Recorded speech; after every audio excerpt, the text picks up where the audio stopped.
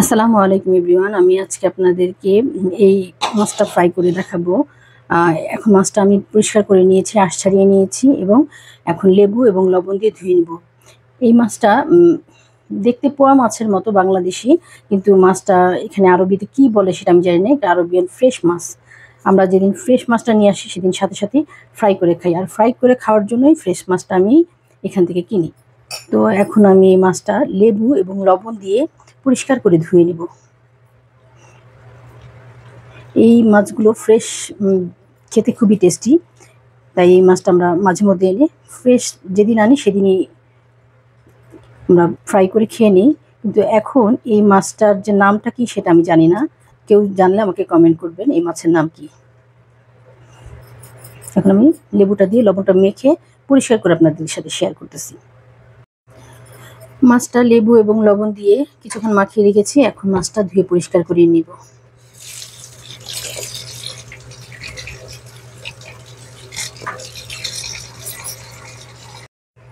মাছটা আমি পরিষ্কার করে ধুয়ে একটা স্ট্রেনারে পানি ঝরতে দিয়ে দিয়েছি।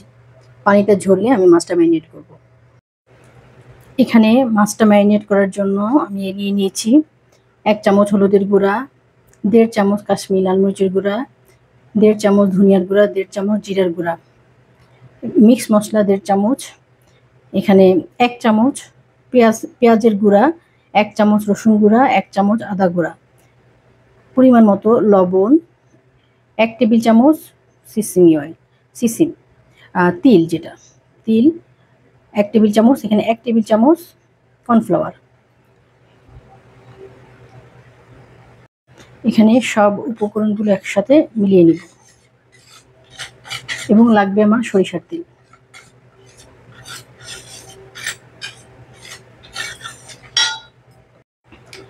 মাছের মিশ্রণটা আমি একটু কমিয়ে রেখেছি, প্রয়োজন লাগলে আবার নিব। এখন আমি এটা সরিষার তেল দিয়ে মশলাটা ভালো করে মেখে নিব। মশলাটা সরিষার তেল দিয়ে মেখে একটা করে মাছ নিব আর একটা করে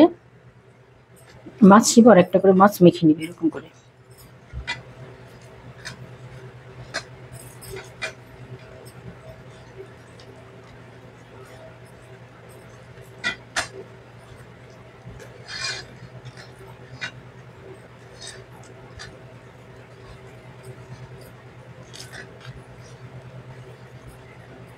এভাবে মাছটা মেখে নিয়েছি, একটা বাটিতে এভাবে নিয়ে নিব। মাছটা আমি সব ম্যারিনেট করে একটা বক্সে নিয়ে নিয়েছি। এখন এটা ঢেকে আমি নরমাল ফ্রিজে রেখে দিব। আমি যখন আপনাদেরকে মাছ ফ্রাই দেখাই সেটা আমি একটু রাতেই মশলাটা মেখে ম্যারিনেট করে ফ্রিজে রেখে দিই এবং যখন ভাজি ঠিক তখন আপনাদের সাথে শেয়ার করি। যে যখন খাবে তখন তাকে এটা ভেজে আমি ফ্রাই করব। ফ্রাই করে আমি আপনাদের সাথে তখন শেয়ার করব। তো এখন আমি মাছটা নরমাল ফ্রিজে রেখে দেবো। এভাবে রেখে দিলে আপনারা 1 সপ্তাহ পর্যন্ত মাছটা নরমাল ফ্রিজে রেখে খেতে পারবেন, নষ্ট হবে না। কারণ মাছে সব মশলা ম্যারিনেট করা আছে, এর জন্য মাছটা নরমাল ফ্রিজে রেখে দিলে কোনো সমস্যা হবে না। আপনারা যখন খেতে ইচ্ছা করবে তখনই এটা ফ্রাই করে খেতে পারবেন। আর এই যে দেখেন মশলাটা আমি অনেকগুলো মশলা বানিয়েছিলাম যাতে মশলাটা আমি বেশি নষ্ট না হয়। তো আমি এইজন্য শুকনা রেখেছিলাম। এই মশলাটা আপনারা যদি রেখে দেন তাহলে যখন মাছ ফ্রাই করবেন তখন এই মশলাটা ব্যবহার করতে পারবেন। এটা আমি আবার অন্য কোনো মাছে ব্যবহার করব। এইজন্য এটা রেখে দিব, ঢাকনা দিয়ে ঢেকে এয়ারটাইট বক্সে রেখে দিব। আর এখন আমি মাছটা নরমাল ফ্রিজে রেখে দিব। ফিরে আসবো ভাজার সময়। এখানে আমি একটা ফ্রাই প্যান নিয়ে নিয়েছি। এখন এখানে দিয়ে দেবো সরিষার তেল। সরিষার তেল দিয়ে এখন আমি মাছটা ভেজে নেব। বিসমিল্লাহির রহমানির রহিম।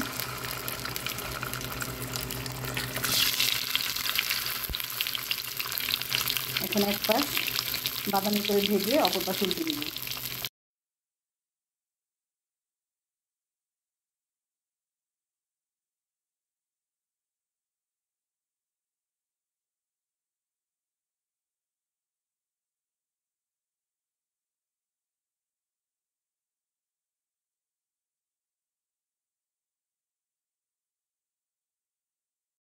মাছটা এক পাশ ভাজা হয়েছে পরে আমি উল্টে দিয়েছি। এখন এই অপর পাশটাও ভালো করে ভেজে নিব। এখানে আমি একটা পেঁয়াজ এবং 5-6টা কাঁচামরিচ মাঝখান থেকে কেটে নিয়েছি।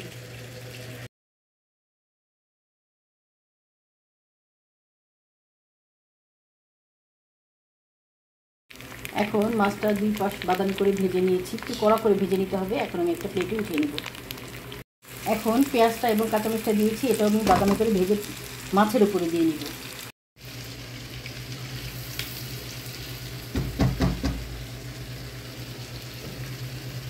এখন পেঁয়াজটা আমার বাদামি করে ভাজা হয়ে গেছে। এখন আমি পেঁয়াজটা ছেঁকে উঠিয়ে নেব।